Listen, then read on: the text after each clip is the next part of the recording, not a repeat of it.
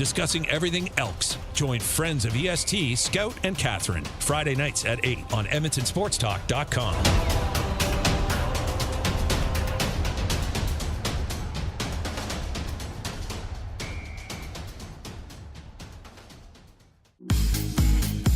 Join Murray McCourt and Curtis Stock for tips and tales from courses around Edmonton and area with the VIP Golf Show, presented by the Tailor Made Performance Center at the Ranch, Sundays at 8:30, only on EdmontonSportsTalk.com.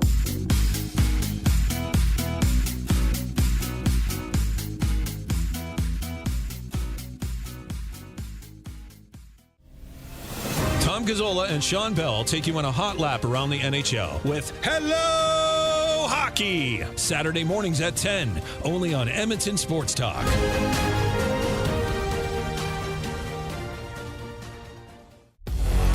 Get to know the winners, props, plays, parlays, and more with Nielson and Hustler, weekday mornings at 11 on The Lock Shop, only on EdmontonSportsTalk.com.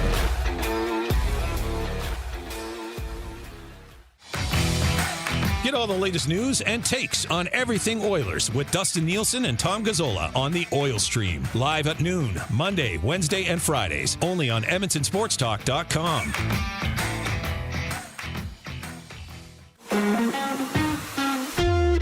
Join friend of EST, Guy Flaming, for the Pipeline Show, Monday nights at 8 and Saturday at noon, as he has you covered with CHL, CJHL, USHL, NAHL, NCAA, and U Sports, plus the World Juniors, Frozen Four, and NHL Draft on EdmontonSportsTalk.com.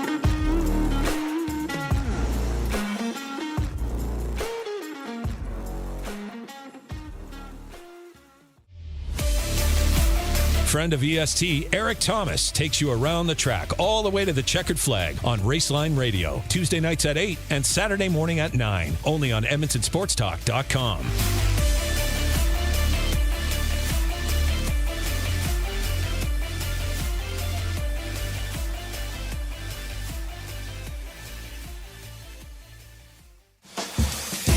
Catch up with friends of EST, Andrew, Mike, and Kayla, as they get you in the huddle with the Edmonton Elks on the Turf District. Thursday nights at 8, EdmontonSportsTalk.com. Wake up with the Nielson Show with Dustin Nielson and Lieutenant Eric. Weekday mornings 6 to 9 on EdmontonSportsTalk.com.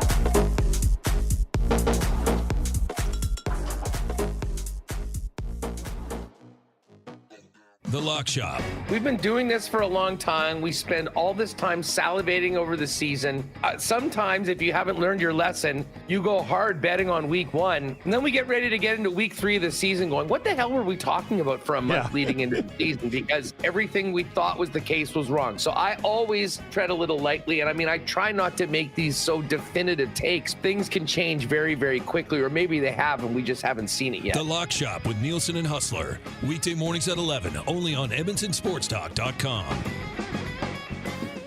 The Lock Shop. We've been doing this for a long time. We spend all this time salivating over the season.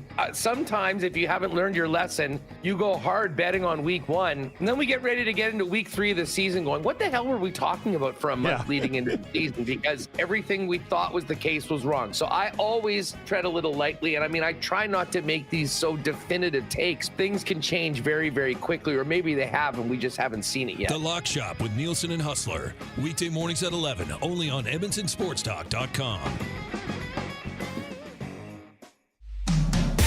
Catch up with friends of EST, Andrew, Mike, and Kayla, as they get you in the huddle with the Edmonton Elks on the Turf District. Thursday nights at 8, EdmontonSportsTalk.com.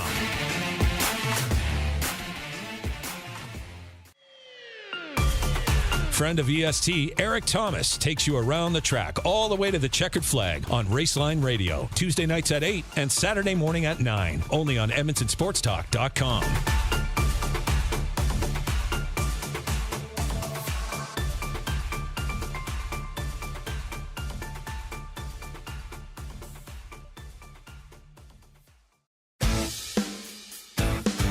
Join friend of EST, Guy Flaming, for The Pipeline Show, Monday nights at 8 and Saturday at noon, as he has you covered with CHL, CJHL, USHL, NAHL, NCAA, and U Sports, plus the World Juniors, Frozen Four, and NHL Draft on EdmontonSportsTalk.com.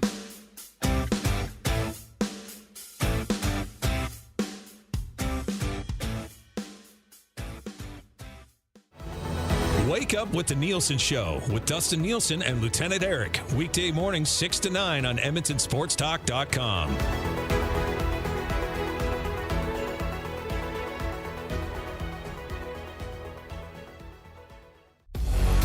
Get to know the winners, props, plays, parlays, and more with Nielson and Hustler. Weekday mornings at 11 on The Lock Shop. Only on EdmontonSportsTalk.com.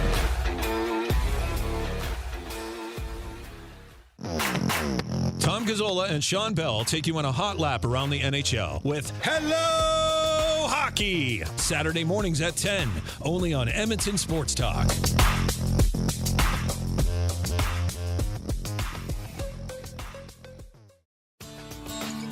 Join Murray McCourt and Curtis Stock for tips and tales from courses around Edmonton and area with the VIP Golf Show, presented by the Tailor Made Performance Center at the Ranch, Sundays at 8:30, only on EdmontonSportsTalk.com.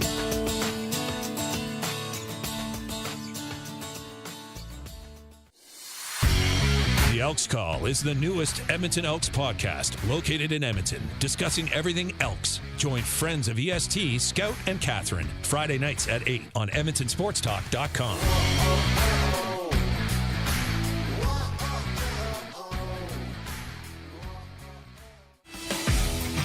Don't feel like working? Join the Hangout. You never know what you might hear. Weekday mornings 9 to 11 on EdmontonSportsTalk.com.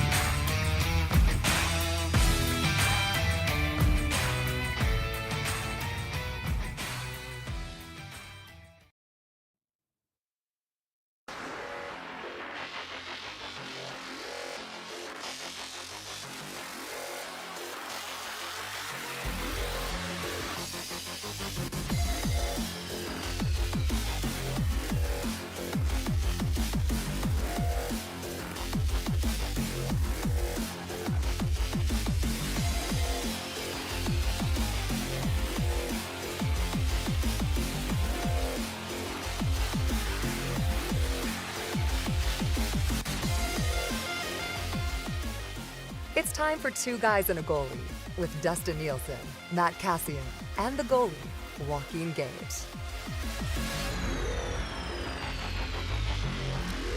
All right, happy Tuesday, everyone, and welcome to another episode of Two Guys and a Goalie, brought to you by our partners at CoolBets. And like I said, all the NHL futures are available over at CoolBet right now. Use the code 2GUYS, number 2 in the word guys. You can sign up. You get a 100% deposit bonus on you. Just deposit up to $200. Gage, what are you doing here? Just pop on by. Hey, I didn't even expect you to show up. I just wanted Cass to feel bad. No, I was actually out. I was doing work this morning. Okay.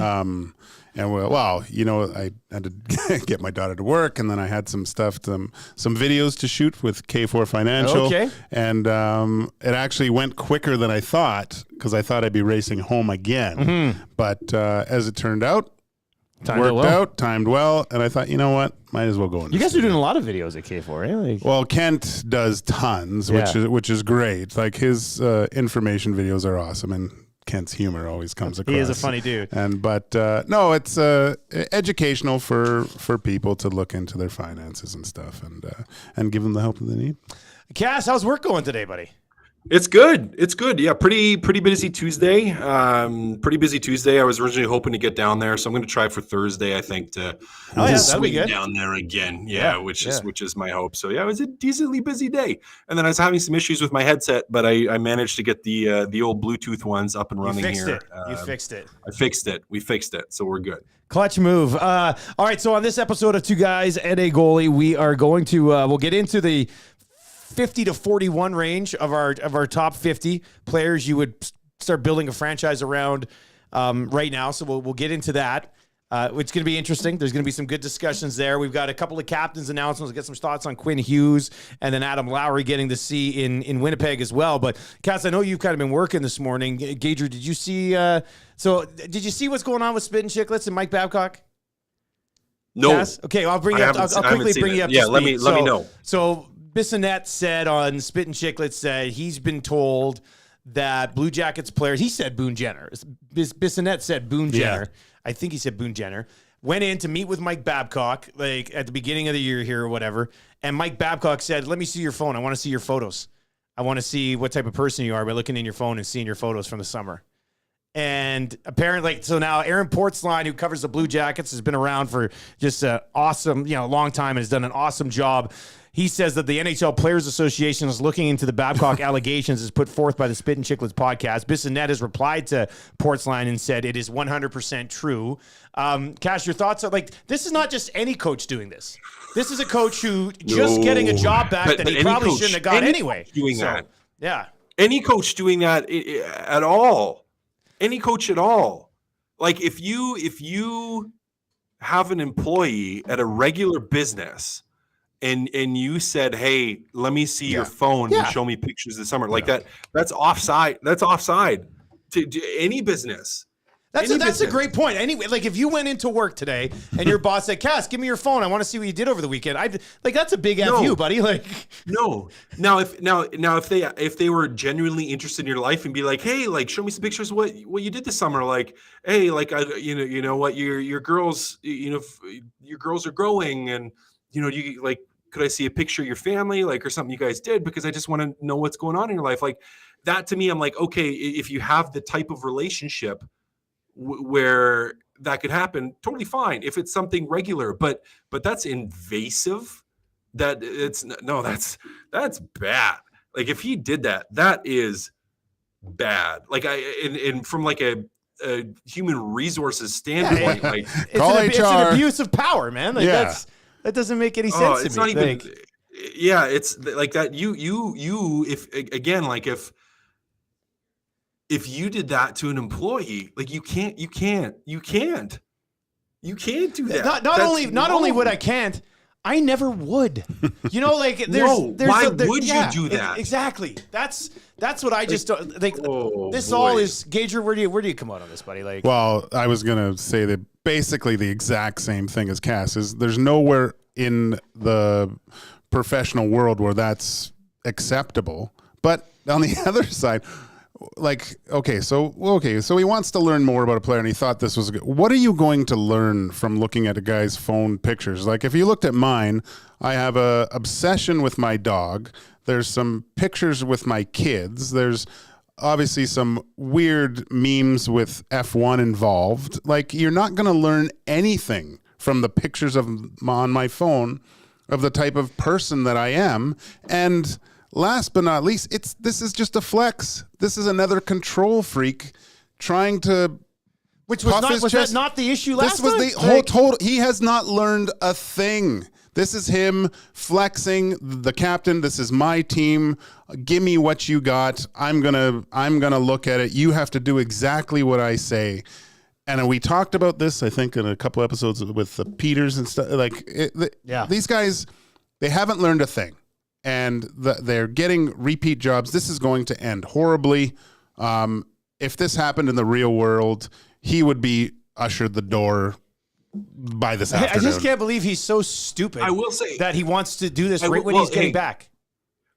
It's foolish. At this point, though, it's still allegations. Yeah. Okay. So let's hold on to that for fairness here. I think we have to say now, is it absolutely concerning? If he did it, is it horrible? Yes. We have to hold on. What if he was hey, show me a picture of your family, and then that got twisted? Yeah. And turned. And then the player kind of said to Bissonnette, hey, you went through my phone or something. Yeah. I mean, I guess. Right. I have a hard time believing that. I know. Me too. I do too. Yeah. It probably me too. But I just that final judgment on it. We have to wait till we actually find out what happened. But. So we can just say allegedly. Mike Babcock allegedly. Yeah. But if Boone Jenner said it's true. Allegedly, it's horrible. But it depends on interpretation. Because if he was just if it was if it wasn't a manner where it's like, hey man, I just interested to see what you did this summer. Yeah. Still, that's inappropriate too, in a way, Cass. Just saying, let me. If he was ask, if he asked, if he was like, hey, like, what did you do this summer? I just want to hear about your summer, which is a legitimate question to ask. Okay. Like I don't have a problem with someone asking that. Like, oh, hey, what did you get up to this summer? Did you go on any trips as a family? How was training? Like those are legitimate questions to build a relationship with somebody. Yeah, again, but have you ever asked? But I've told you some pretty good stories. The last thing you do is say, "Let me see your phone." Yeah, I don't even do that with my buddies. Well, again, it all depends on the verbiage he used. Because if he was like, "Hey, let me see your phone and let me see your pictures from that," like as opposed to let's say I asked you, "How'd your summer go?"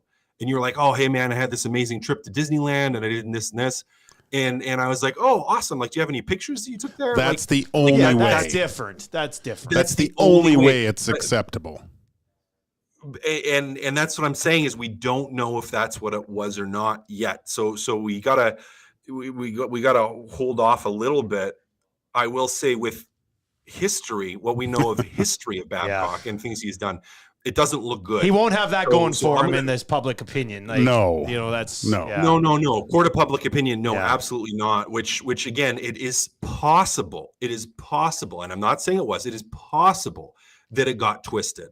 Now, I would say it's more likely that it's true, but it's still allegedly until we actually find out here. We don't know for sure. I just have to say that if when you were in here last week on Thursday for Two Guys, if Mike Babcock was to see your phone, it'd be a bunch of pictures of your elbow looking like a butt, which I think would be awesome. I just looked in mine. I was like, if let's say, I guess I don't have a boss anymore, but if my boss said, hey, let me see your phone, you would see a bunch of screen caps of emails that I had to send today. You'd see my son playing basketball last night at camp. You see a couple of videos for the Lock Shop play of the day.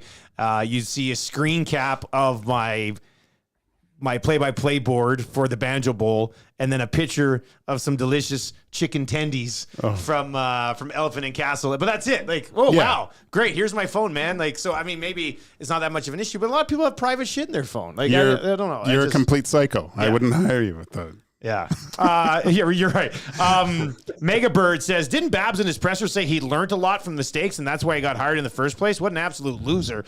And then Ali says, yes, he did. He's terrible. So I don't know. I mean, let's see how it goes out. Right now, the allegations are not good. He's got a history that would lead us to believe these allegations are likely true, but there's no proof of it right now. So I just think it's so ridiculous that there's so many other good coaches out there. They've recycled Babcock again, who really hasn't done anything in a long time. And he was removed for, I thought, very good reasons. And now here you're back. Puck hasn't even dropped. And it's like, oh, Mike Babcock's done something that people seems weird. It just it's not even rookie camp. Nice job, Columbus. Like, it's not even rookie camp. This guy's lost the room already. If this is true, how do guys come in hearing about this, going, oh my God, like how many people are clearing their browser history right now? Let me see your lap. What is this? What is this going to be like? I just look at it as another way. This is a control freak that wants complete control out of every aspect, and he's starting exactly where he left off. Is this so? Like when you guys played, because I think we would view Babcock as like an old school coach, as old school as you'll find nowadays in the National Hockey League. When you guys played, were your coaches back then like control freaks as well? I know it's probably like a situation to situation, team to team type of thing. I know who you're probably already thinking about, Cass. I know who you're thinking about. So, but I guess coaches operate in different ways. I just feel like the whole control thing is such a throwback. It's such an old school vibe to it. Well, I'll just go with I had Mac T for a year, right? And it was his first year of coaching. A very good blend of a former player and a new coach, kind of in between the lines of a player coach and a hard ass coach. He was hard, like he yelled at me a few times, but like there was a respect that he had as well, and the delegation of responsibilities. I've heard numerous cases of Babcock belittling his staff, all the way from his assistant coaches to the training staff, like just a complete tyrant in every aspect. So, and that makes your place of employment just a horrible place to come to every day. You don't want that. You don't want that anxiety as you walk in the doors, and that's something that he kind of, it seems like he gets off on a little bit, having that control. And you'd think that over the last few years, learning about that, coaching at the University of Saskatchewan, and doing all this and saying I've learned from my mistakes, but man, it's this is I'd be really concerned as a player coming into Columbus, especially, they want to take the next steps. They have some high end talent, but man, this is turning out exactly how I thought it would. Man, speaking of, and this is something we haven't talked about yet, which at some point we should talk about. And I guess we're talking about it right now. Surprise, we are. And surprise, exactly. Well, you probably know if you're a fan of the show and you've listened to the show long enough, you probably know exactly where I'm going with this. And I'm going to say I had one coach that was uber ultra crazy controlling, and that was Kevin Constantine. Had him in Houston in the minors, and Kevin Constantine. Speaking of recycling coaches and people getting hired in places, got hired as the head coach in the WHL of the Wenatchee Wild. And I think I'm saying that right. I always have trouble. No, I think you actually did say it right. Nice work, buddy. Nice. You want to talk about control freak? Oh, buddy. When your video sessions are like an hour and 15 to an hour and a half long, no meeting should be an hour and a half long. No video meeting should be an hour and a half long. You shouldn't have a test. A actual exam. What? What? We had an actual exam as a team on all the definitions and acronyms that we were going to be hearing frequently in meetings and in video meetings. No way. No joke. I had to help guys study for it because I, was good at school and picked that stuff up quickly, so it wasn't challenging for me.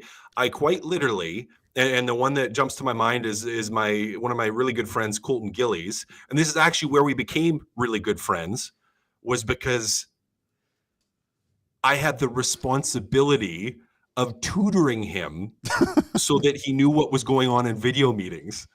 I had to sit down. Like we had study sessions after practice together to go through this stuff. Like that's the level of control, like where you would get called out for being a foot. Not like being like 8 feet out of position, but being a foot, quite literally, like a literal 12 inches with where your feet were on the ice out of position. Now on some things I get it, penalty killing in particular, because I'm like, you can be incredibly detailed with that. And as far as what you're trying to give up and what other teams are doing, I understand that level of detail. But like it was insanity.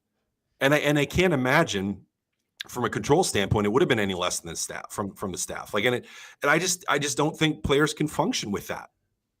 I don't think they can function with that. So yeah, it's if Babcock does the same stuff, not good for Columbus. I mean, not good for the Wild in Washington. If Kevin Constantine runs that same way too. You know what? The overall discussion out of this. And we'll see what happens with the Babcock thing. Those Constantine stories are wild. But for me, if I was a coach that had been close to getting an NHL job, that had done everything right, that had become a player, and then you see an NHL team go back to a dumpster fire and dig through the fire and think, oh, the body of Mike Babcock, and pull him out. And I'm sitting here having had success at the American Hockey League level or junior hockey or college hockey. You're sitting there at Gage at that point. That would be like me, a younger play-by-play guy, and somebody is like, oh, we're gonna give this 75-year-old guy a shot at this, even though he hasn't done it in a while and wasn't good at it in the first place. It's like that would infuriate me. If you're losing a job to somebody else who, is similar, like you've just straight up, like you're not, I don't know how those coaches handle seeing the recycling program that the National Hockey League just continues to go through. Like, well, especially like you look at the stars of the Blue Jackets, two guys, Line A, Gaudreau, two guys that don't seem to thrive under conditions of a tyrant coach as well. And it's just a recipe for disaster. If I was a young coach, I would be like, what do I have to do? Do I have to start acting like a complete jerk to get respect of GMs to get me to the next level? It just doesn't. I feel bad for a lot of guys that who knows who they interviewed, but you definitely, if you went into those interview meetings to be head coach of the Columbus Blue Jackets and lose to Mike Babcock, back then and you hear about this story coming out now, you're just like, man, what do I have to do, and what are they doing? Why do they want to give these guys that it seems with Mike Babcock just hasn't learned anything? Well, we'll see. We'll see where this story goes from here, but it's something that was moving today from the Spit and Chiclet guys. So we'll see. The PA apparently is going to get involved, and they'll get to the bottom of it, and we'll probably know more by tomorrow or the following day. So we'll get into that. Matty, you don't need to rush. We're gonna go into some of the captain stuff. Is that all right? We're okay? Okay. He's gone. Oh, Cass was gone? He's back. Oh, it's all good. I didn't even notice he was gone. I thought he was there the whole time. So. Oh, okay. Yeah, Maddie's like monitoring things right now. By the way, quickly, this text comes in, 780-218-9999. If you are listening right now on the live stream, 780-218-9999. Or, of course, you can chime in on the YouTube chat as well. Hey, guys, what if the video meeting is just watching the Goonies for an hour and a half, which was brought up on our show earlier today because Matt and Eric revealed to me that they'd never watched the Goonies. Gager, you've watched the Goonies. Of course I've Cass, you watched the Goonies? Yes, I have. Long time ago. It's been a while. Oh, okay. Okay. Yeah, well, we said it's not time to show it to our kids just yet. Probably not time to show it to your girls just yet. But, Gager, you said you did show it to your kids when they were little. Well, yeah, but it's a weird time for me. I'm a early 70s kid, the early 80s, late 70s, so... You were about the same age as those kids. Yeah, so I think I actually went to the theater to watch Goonies. Did you really? I'm pretty sure I did. But no, I remember going into, I think we were going on a road trip, and you get the CDs. We should have an episode just on what those are. I know what CDs are, yeah. But the kids had their DVD players, and I got Goonies thinking this was great. Went home, threw it in the player, and within the first 5 minutes realized this is not a show for 5 and 6 year old kids. And so I had to put the kibosh on that for a few years. Funny, because it's kind of like the Stranger Things. They're the Stranger Things kids. Yeah, right? Yeah, like a less crazy Stranger Things kid. And I think I started watching Stranger Things, hearing it was kind of kids in there, watching it with my son, and going, geez, this is way too scary. But then I realized my daughter, I didn't lock out enough of the parental controls on her laptop. Okay. When she was probably 5, she started watching Stranger Things in her room by herself at that age. When, how old was she? She was 5 or 6 or whatever. So, and my wife and I, we remember that time because she would be in a room and then she didn't do it, but then she came and slept with us. And I was sitting there thinking, oh, you know what? You gotta enjoy these times because they're not going to last forever. Nice little cuddle. I didn't, but we just found this out actually at the last season of Stranger Things when she told us she watched the whole thing. And I go, that's when you came in and were sleeping with because you were too damn scared to sleep by yourself. She goes, yeah. I did the first season of Stranger Things, but I didn't watch anything past that. I liked the first season. I wasn't too crazy about what they call the Upside Down. Yeah. I wasn't too crazy about taking it. I just liked the story of the kids in the first season. I love it. It takes me back to riding the big, huge gorilla handles and banana seat BMXs. The old school bikes, riding around you. It's a great series. I love it. All right. Let's continue with the conversation. We'll come back. What we'll do is we'll go for like another 10 minutes, quickly hit a break, and then we'll come back and get into the 50 to 41 on our top 50. Adam Lowry becomes captain of the Winnipeg Jets. Cass, obviously, the reports of that dressing room and certain players not being happy with other players and the room being a little bit divided. Do you like this idea to go, I guess I'd say, against the grain a little bit and actually just truly make one of your leaders the captain as opposed to the top end skill type of guys? Yeah, I think that's the hope. Maybe they're trying to go with character. I mean, I don't know. It's really hard to say without actually being in the room because it's so speculative on what's going on inside of there. And, the reports all over the place. Certainly it appears as if there's been a little bit or a lot of dysfunction inside that dressing room where they've had issues and struggles in performance on ice. And I mean, I'm never a guy that's opposed. Like, I don't think you automatically have to make your best player your captain. To me, you don't have to. In some instances, it's going to be the case, and that's just because they're the ones that are relied upon the most, and they're leading the way with their play on the ice, and so naturally it happens more often. But I have no problem with giving, if it's a guy that's going to be around, that's going to regularly be able to contribute. I don't think you want to give it. Then Adam Lowry's not this guy till a fourth liner where you're like, oh, he might not be in the lineup every night. But to have a player that's a good player, that's a regular contributor, that is a leader from a personality standpoint or a good voice inside the room, I have no issues doing that. And if they've identified Adam Lowry as being a guy that has the capacity or ability to do that, well, then there's no issue at all. So, I mean, was I a little bit surprised? Well, for sure. It's not the guy that I would have thought initially, but I also have no problem with it at all. So, I mean, we'll have to see how they do as a team, but I don't know. I don't have a problem giving it to a character guy that, he's not going to get 100 points, but he's still a pretty good player. I love it. You love it? Yeah. I just, he's the type of guy that I think he gives that Zach Hyman kind of effort every game. Yeah. Right. So like he's never going to sell you short. No. And he sticks up for everyone. You can almost see what type of leadership qualities we can speculate what. But just watching him on the ice, like you can see what the physical play, everything.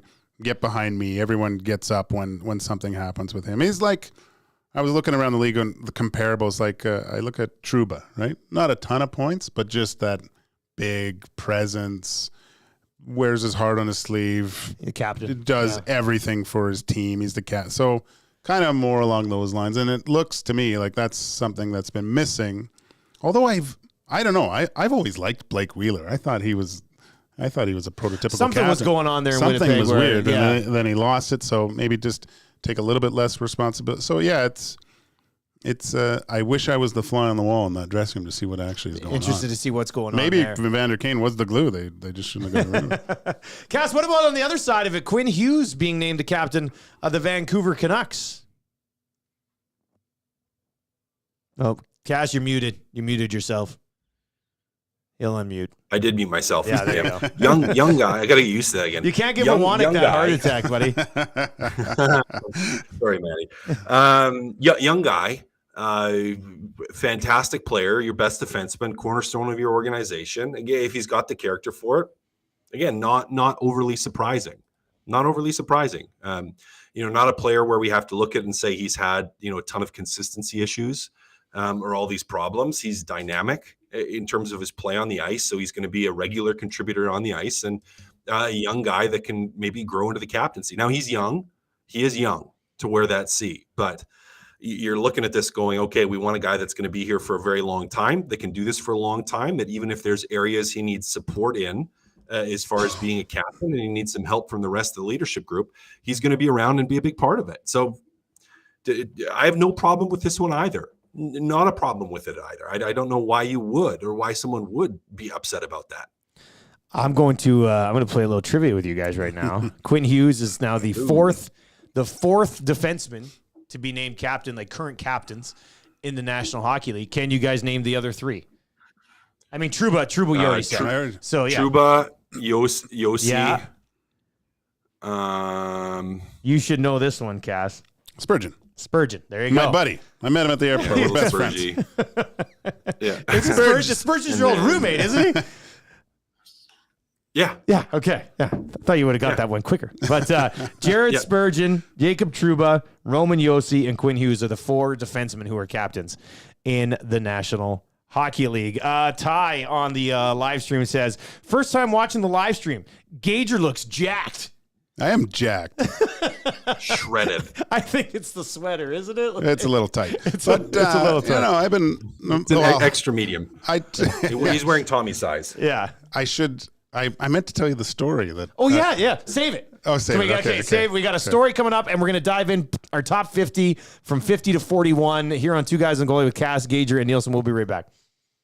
Two guys and a goalie. I think we're going to see some big things from Evander Kane this year. You think so? Like if he stays healthy, like 40 goals or something? He's used to Edmonton now. He's solidified, I think, his place in the dressing room. I think there's a comfort factor that takes a little bit of time. Two guys and a goalie with Gage, Kassian, and Nielson. Tuesday and Thursdays at noon.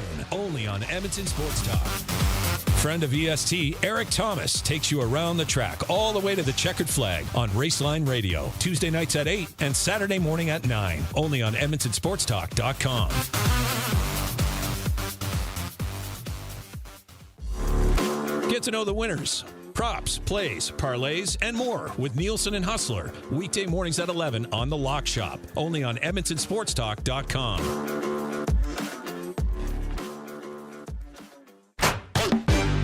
Don't feel like working? Join the Hangout. You never know what you might hear. Weekday mornings 9 to 11 on EdmontonSportsTalk.com.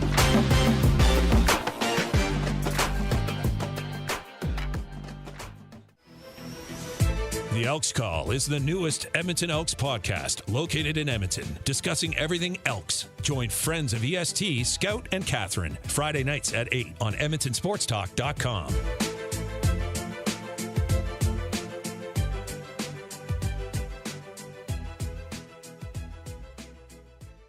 The Oil Stream. Last summer on the Oil Stream, you and I discussed the possibility of Gagne coming back here on a PTO. He signed with Winnipeg and got an actual contract. Anytime you can have Sam Gagne involved in your organization in any way, it's a major positive for you. They love him. The Oil Stream with Nielson and Gazzola. Monday, Wednesday, and Friday at noon.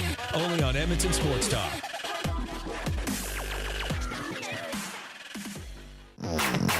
Tom Gazzola and Sean Bell take you on a hot lap around the NHL with Hello Hockey. Saturday mornings at 10, only on Edmonton Sports Talk.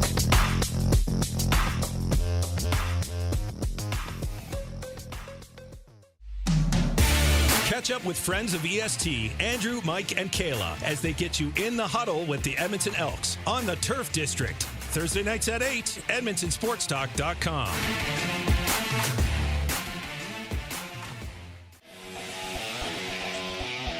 Join friend of EST, Guy Flaming, for the Pipeline Show, Monday nights at 8 and Saturday at noon, as he has you covered with CHL, CJHL, USHL, NAHL, NCAA, and U Sports, plus the World Juniors, Frozen Four, and NHL Draft on EdmontonSportsTalk.com.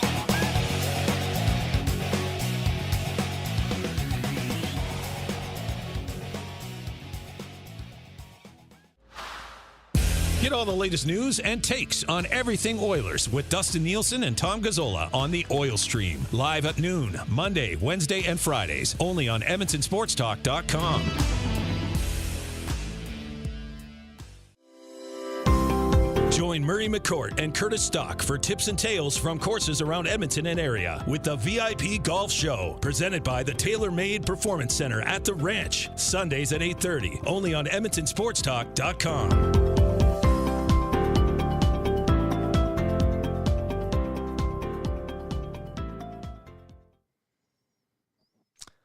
All right, welcome back to Two Guys and a Goalie, and this story continues to develop. This is nice doing the show live because we've got a statement from the Columbus Blue Jackets, then we got Bissonnette replying to the Columbus Blue Jackets, and oh boy, heavy hockey network says, when do we see Jenner on Spittin' Chicklets next? LOL. Okay, so here's the list. We were talking about this. Cass, shout out to you for being the guy who's like, let's wait and see where it goes. With that being said, I mean, I don't know really where this is headed, but the Columbus Blue Jackets issued this statement, basically. Well, not basically. This is what they said. A quote from Babcock that says, while meeting with our players and staff, I asked them to share off their phones, family pictures as part of the process of getting to know them better. There was absolutely nothing more to it than that. The way this was portrayed on Spittin' Chicklets podcast was a gross misrepresentation of those meetings and extremely offensive. These meetings have been very important and beneficial, not only for me, but for our players and staff as well. And to have them depicted like this is irresponsible, completely inaccurate. Boone Jenner provides a quote here that says, while meeting with Babs, he asked me about my family and where I'm from, my upcoming wedding, and hockey-related stuff. He then asked if I had pictures of my family, and I was happy to share some with him. He showed me pictures of his family. He showed me pictures of his family. I thought it was a great first meeting and good for us to start building a relationship. To have this blown out of proportion is truly disappointing. So then you look at it and go, okay, misrepresentation. Okay. But then Paul Bissonnette quote tweets this and says, tell Babs to knock off the bullshit. Enough with putting guys on the spot in the coach's room, asking them to link their phones up to airplay mode and grilling them. I've had tons of players confirm it. Smarten the F up, Babs. Shove your statement up your ass. So I don't know. We'll see where it goes. This is just messy overall, isn't it, Cass? Yeah. Yeah. I mean, if it was done and someone, I mean, I could understand where someone could feel uncomfortable being like, I don't really have anything I want to show my phone or any pictures like that. So I get that can make somebody uncomfortable. But if it is a team building thing to be like, hey, let's learn more about each other as a team. And if there's something from your summer that you want to share so people can get to know you, if you have, I mean, like Gage on your phone, I just like most dads do, I love showing pictures of my kids. Yeah. People to be like, hey, look what they're doing. Like, I'm so excited about it. Now other people, maybe not so much. And depending on the setting, and I wouldn't do it to a total stranger, of course, but it's like, well, yeah, I'll show my coworkers because they want to see and they're interested in my life. So yeah, but it certainly sounds like, at least initially, it was blown out of proportion for what to say, like he forced everybody to go through. It's like, well, no, he wasn't like, no, let me see your phone. I need to see what you're doing this summer. It's like, well, no, you're trying to build repertoire with the guys, and even from Boone Jenner statements. Now, with that being said, Bissonnette and those guys have bones to pick quite strongly. We've heard it for a long time. So they're obviously going to take anything, and they're going to feel very differently about it. So it'll be interesting to see how this war of words shakes out and to see what happens. Yeah, interesting. Well, he's got to keep his nose clean now. Like, there can't be any type of controversy at this point. It's so weird that this has popped up. But maybe it's because it's him. So it's under a little bit of a spotlight. If a different head coach had been like, hey, man, like, you want any pictures of your family? It might be viewed differently. Yeah, we'd still think it's weird. That's the reputation he gets. He deserves it. This is what he's built. Mike Babcock's not getting a free pass from anybody anymore. I mean, that's what he's brought on himself. If you're going to be put in the spotlight again, you're going to have to deal with shit like this. It's that simple. Okay, anyway, we do want to get to 50 through 41, but first, you teased us this morning on the Nielson show, which seems like forever ago. I've been sitting in the studio for so long. This Sunday night. This story does it involve pictures on a phone or us showing you our phones? Kind of, but not indirectly. So Sunday night, it was late, and I heard a car screech into I have kind of a cul-de-sac-y thing right by the school, right? So, and a car pulls into the parking lot, and then I'm like, that was weird. It's like 10:30 at night. So my wife goes out to kind of look, and I'm kind of behind her. 5 individuals, all dressed in dark clothing, backpacks on, hoodies on, checking my son's friend was over and tried to open her car door. You saw this? So my wife saw this. I was a little bit behind. You were hiding. Yeah, and then I hear my wife start yelling, no, move on, that doesn't happen here, because these guys were obviously checking doors. It happens in Twiller, they go and check for open cars and steal stuff. Jeez. So one of the guys yells at my wife, something I can't repeat, but then says, I know where you live. Well, duh. And then, for the guy that just called me jacked, I run through and I like, excuse me. And so I start chasing these 5 guys down the street, yelling at them, what'd you say? What'd you say? And these 5 guys are, and Dustin, I'm getting closer to these guys, and I realize, geez, there's 5 of them, first of all. Like, I'm mad because they threatened my wife at first, and then I realize there's 5 guys, and I don't even have shoes on. And I realize my feet are starting to hurt because I'm hitting rocks. So it probably looks like I'm walking funny. And I'm yelling at them. And then there's this big open field. And then it's a path with a bunch of pebbles. And I go, do I follow them? I better follow them a little bit. But then I had to go in the grass because I'm still barefoot. And then I'm getting even closer, and these guys are looking, well, geez, I could probably land one good punch on one, and I'm thinking Jack Reacher, the rest will scatter or something like that. But then I'm like, I'm in trouble. I can't do this. And then my son, who's been working out and is just completely jacked, he comes yelling expletives. I go, okay, at least I got backup. Oh, your son's your backup now. Amazing. So they take off. I thank the Edmonton Police Department. They were great. My son goes and takes a picture of their car, the car that they came in. I'm talking to the police, giving them the description. I didn't really see them or whatever. And so give them the license plate. She goes, don't confront them. Just go home. But now I'm kind of worried about the repercussions. At right? your house, yeah. So I'm sitting at the front window with the lights off, look like full cloak and dagger.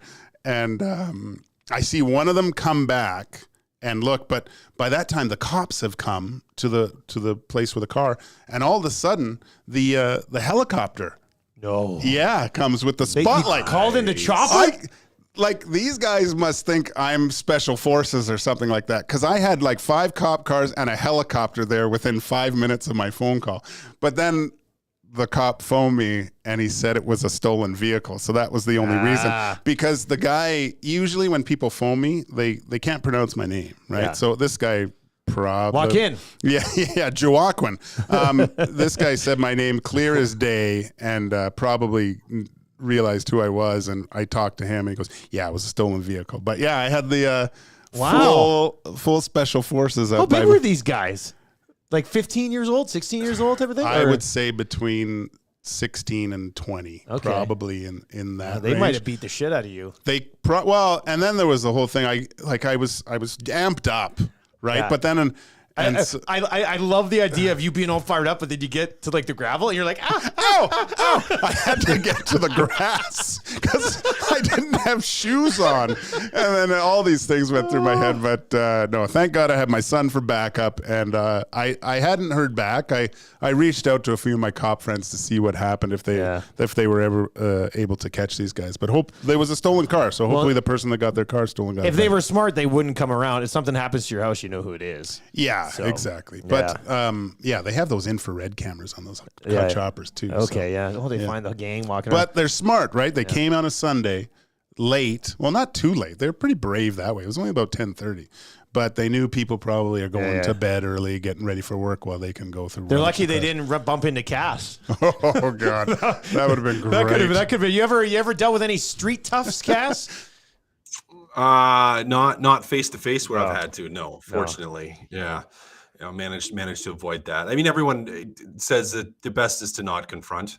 Like if your vehicle's locked, leave it locked. If you have neighbors, call your neighbors, call the police. But when there's 4 or 5 of them, you just have no idea what people are carrying, right, or what they're going to do. So it's just like, is it worth it? Yes or no? And that's difficult because my first inclination is grab a bat and run after them. But that's not necessarily right or proper. It's funny you mentioned to grab a bat. Have I told you guys the bat story down in Lethbridge? No. So we're watching the Super Bowl. It was the Bears and the Colts. I think Devin Hester took back a touchdown. So we're watching at our buddy's place and we were playing some poker. And I guess one of my buddies had parked on the street in the place of like where somebody else was supposed to park, right where they usually park. But there's no signs or anything. And the guy that we were over at his house, he goes, "No, you can park wherever you want." So we're sitting there playing cards, and there's some person out there kicking my buddy's car, like kicking it. And it was early in the game. I had maybe like a drink. It was not like we were hammering or anything. And I said, "Hey, J-Rod, like this the guy's kicking your car out here." He goes, "Well, what's going on?" And he just got this old car. I mean, it's not a Mercedes Benz, but it's his new car. And I said, "Well, this is weird." So I was just saying, "Well, I'm going to go out and talk to him." So I go out there and he goes, "This is my spot. Nobody can be parked in my spot." So I go storming back in the house. I grab the keys. And I say some things to him. I said, J-Rod's like, I said, "I'll go move your car. Like, we'll get this guy with it taken care of." So I get in the car. I go to move it. The guy comes walking out of his house with a bat. I'm already in the car, ready to move it. So I unroll the passenger seat window, and I said, "You better put that bat away. I'm going to move this car. I'm going to come kick your ass." So he gets the bat, jams it in, like the window was open, so he didn't go through the window. He jams it into the car. So now this is like the Kramer scene on side because I'm trying to move the car, but I got the bat in one hand, and I'm trying to pull it from him while I'm going to move the car. It was absolutely ridiculous. This guy comes rolling out of his house with a bat because we were parked in the wrong spot, and I was moving the car anyway. It was just insane. It's nuts. I have to have I'm right beside a school, so I have to have a few conversations with people last week about parking right in front of my driveway. So we've got that all cleared up. It's all good now, yeah. No. I wear my other hockey mask at that point. All right, now we can get to our top 50. We're going to whip through 50 all the way up to 41. These are lists. We've done this for a couple of years now. The cast, you kind of, when you were in on Thursday, you stated this is a list of players. If you were starting a franchise today, you would want to build around, correct? Correct. Okay. Is that how you put it together, Gage? Yeah, no, that's how when you guys judge me harshly and critique everything and rip me to shreds. No. It's funny when you put together, because you need a list of players, right? So I looked at more of these different lists, and one of the lists that came up was the NHL 24 list of the top players, right? So on the video game? Yeah. Okay, interesting. So I was looking at this, and I'm like, that does not make sense at all. So I might have had EA Sports influence a little bit with my decision making. That's what all those numbers on the right are. It's just their ratings. Yeah, maybe that's what it was. All right, well, let's get into it. I kind of compiled this last night, tabulated our 3 lists. Number 50 on our list on guys you would want to build a team around that are in the National Hockey League right now. Number 50 on the list is Brad Marchand, which I think, Cass, I'll throw it to you here on Brad Marchand. How much do you think he's got left in the tank here? There's some hard miles on Brad Marchand, right? Like, yeah. Like, I think so. Guy that puts up points. Is he a driver or is he an auxiliary? At this stage of his career, he drove for a few years. At this stage in his career, yes. At this stage in his career, currently. So I didn't have him on my list. I'll say that. So he squeaks in with you guys at the top 50. Still a really good player. Still a player I'd want on my team. Absolutely. Not a guy I would take in the top 50, really.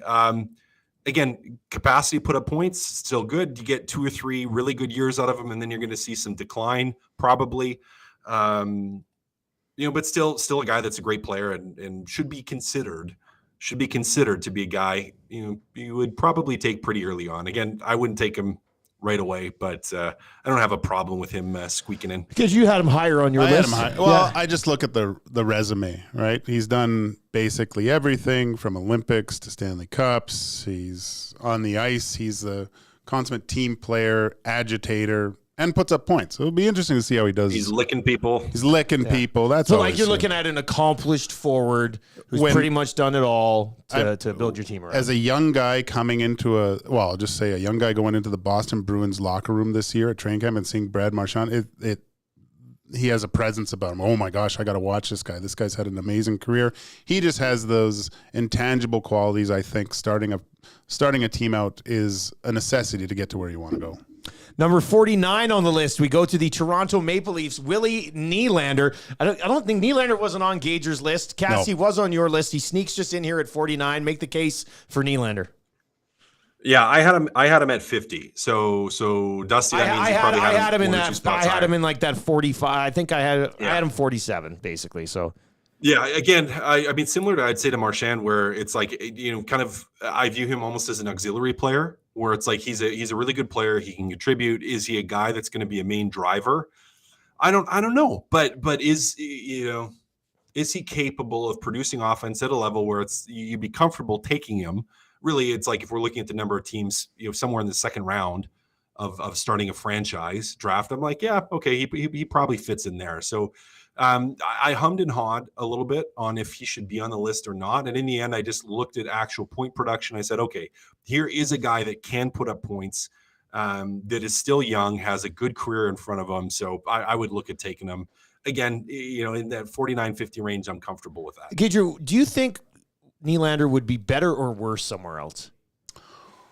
It's a good question. I think in the early part of his career, I think he was in the right spot. Now, not so much. I think I don't know. With him, it's a little bit too focused on himself. Well, I think for me to start my team with him as being the cornerstone, it's about him. And granted, like his last performance in the playoffs, I've really enjoyed watching him, but I can't have him in my top 50. Number 48 on our list. I didn't have this guy on my list. You guys both did. If you had him a little bit higher, he wasn't on my list. Jacob Trouba. the captain of the New York Rangers. Maybe tell me why I'm wrong for not having him on my list, Gager. He does. He's that pillar on the back end. Does everything for your team. He's a threat every time on the ice to just railroad somebody. You got to keep your head up when Trouba's out there. And I think I love the style of play and how he reacts and how his team reacts to how he plays as well. I think he draws everyone else into the fight, and he's a great defenseman. I have no problem. I think I had him, 47, 48, 46 maybe in there? I think he's great. I love Jake. He's kind of unique, isn't he, Cass? I mean, he's a big man who's a punisher in the National Hockey League, and there's not many of those guys. And I know he crosses the line sometimes, or people view it that way, but I think the uniqueness would have him why he would be on this list, right? Why he's on the list, and I had him at 41. Now, I probably dropped him down from where I would like him to be based on age, where it's not like he's an absolute spring chicken anymore. And he plays a bruising style. So I'm like, okay, well, how many years is he going to be able to do that physically? Does his health hold up to a level where he's able to? But I mean, you guys kind of nailed it, and Gage, you did too. Like where there's not many guys that can play as many minutes as he does, that can play with that physicality, still shut people down, and then by all accounts be an absolute leader in the dressing room too. So I think you're getting a player that you can have as a cornerstone in your organization for defense as well as just for the character of a team. So yeah, I mean, he should be on the list. I'm happy he made it. He's definitely in the top 50. He's tied in here with a guy that we all had kind of lower down on the list as well. So number, what do we got? 50, 49, 48. Number 47 on the list. This guy's accomplished the championship already, and basically is what you want Trouba to maybe eventually become. But Alex Pietrangelo, it comes in one spot ahead of Trouba on this list. Cash, you did talk about the age. Like Pietrangelo is a little more experienced than Trouba, but at the same time, look at what this guy's accomplished, and look how important it would be if you're building a blue line to throw that guy back there to teach everybody for a couple of years. Yeah, for a couple of years. Yeah. Again, I had him 45. You had him 45. Exactly, yeah. Yeah, so he was up there for me, and same thing. Like your age is the issue here, where I like, okay, how many really good years are you going to get out of him? But I mean, still an absolute force. We saw him win a cup this year. We saw what he's capable of. We know he's really good at chopping wood, and maybe stepping outside the lines himself on occasion. But just a big body that can shut people down, move the puck well, really play in any situation, and be that absolute mentor to young players too. So, yeah, again, another guy that I'm not surprised is on the list, and absolutely should be. Because you actually had him just one spot below Trouba on your list, so you basically put him right together. Wow, just the resume, having a few championships. Look, I want to see the pictures on this guy's phone, right? Like he's a good guy. He's a good player. Well, that's a good point. All right, let's get to a goalie on this list at number 46. I don't know if you had him on your list, Gager, but Cass, you had him on your list. UC Saros. We've got him coming in at 46. You had UC Saros on your list. I had him on my list, and he ends up making this list. You had him at 44 on your list, so you were the high on Saros for us, but make a case for UC Saros. Yep. Well, still young, very, very athletic, very good goaltender. And that really is it. Is like, okay, he's a very good, now he's not the best goaltender out there. He's not the first one I would take, but he is a guy that you can build from as, if you're trying to build a team from the net out, he's up there in terms of quality of goalies and what you're going to get, and capacity and capability to make big time saves and to win you hockey games. So there's a reason he's not in the top 10 or top 20 or top 30, but solid player, solid goalie. And if you had to build a team around him, I mean, I think you have the capacity to do it. Franchise goalie, Gager, or is he too little? He's so little. See, but he's good. I hate that statement, Dusty, because I think a lot of goalies get passed over because they're not over 6'2". I think that's ridiculous. It's just like the Canadian. He's a Canadian statement for CFL quarterbacks. Yeah, it's complete. Same thing.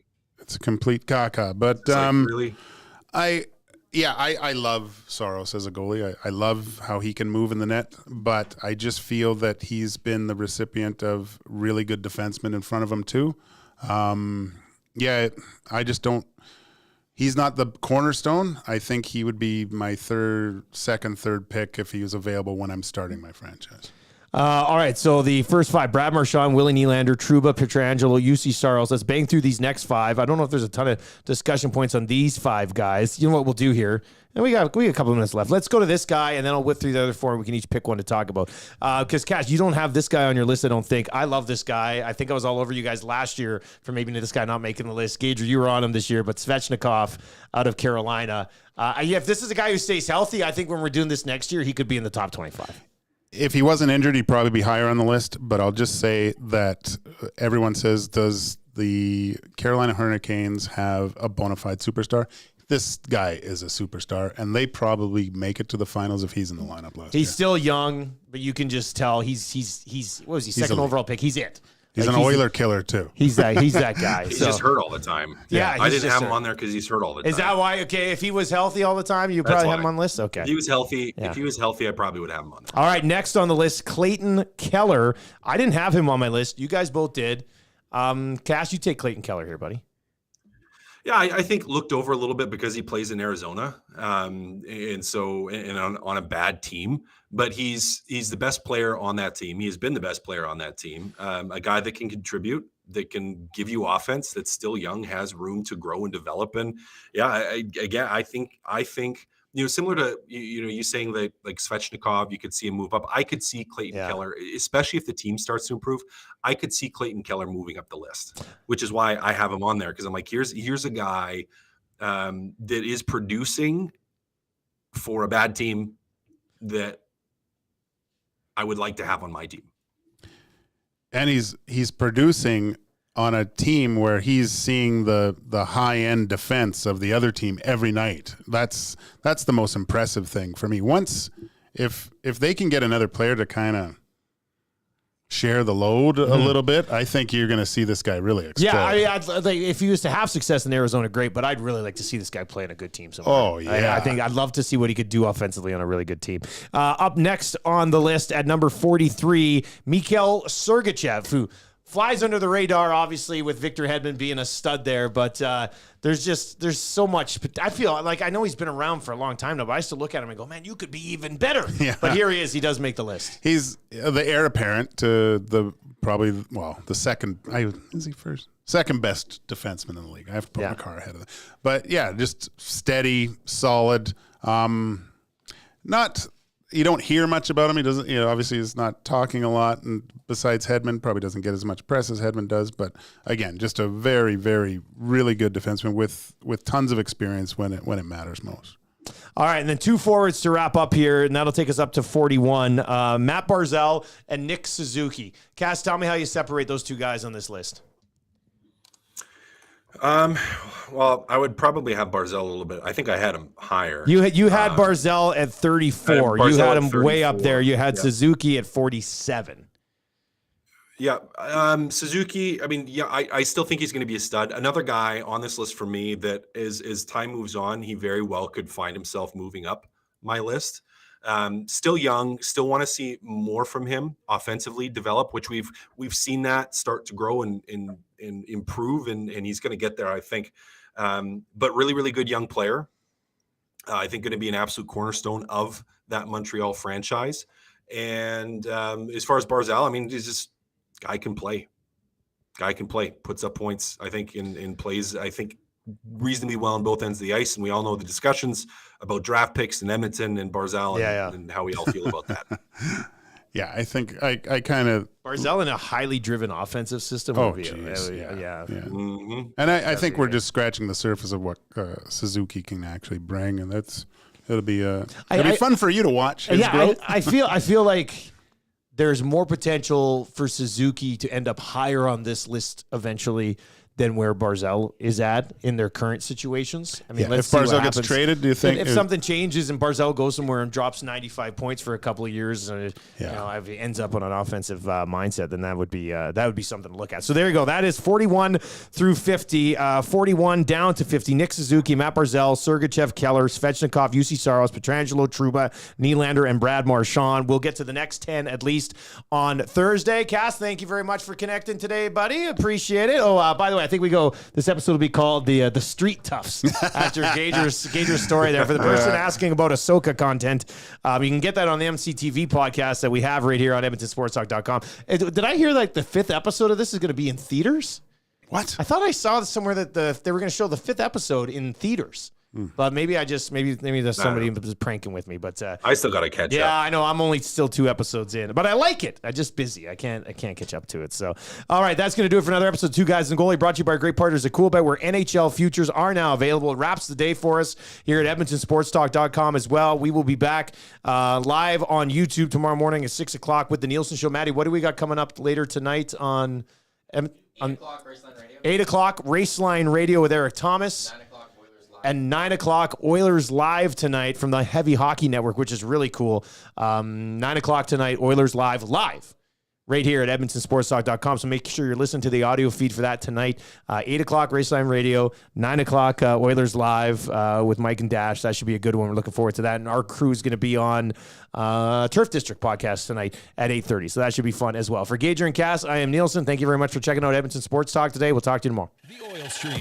Last summer on the Oil Stream, you and I discussed the possibility of Gagne coming back here on a PTO. He signed with Winnipeg and got an actual contract. Anytime you can have Sam Gagne involved in your organization in any way, it's a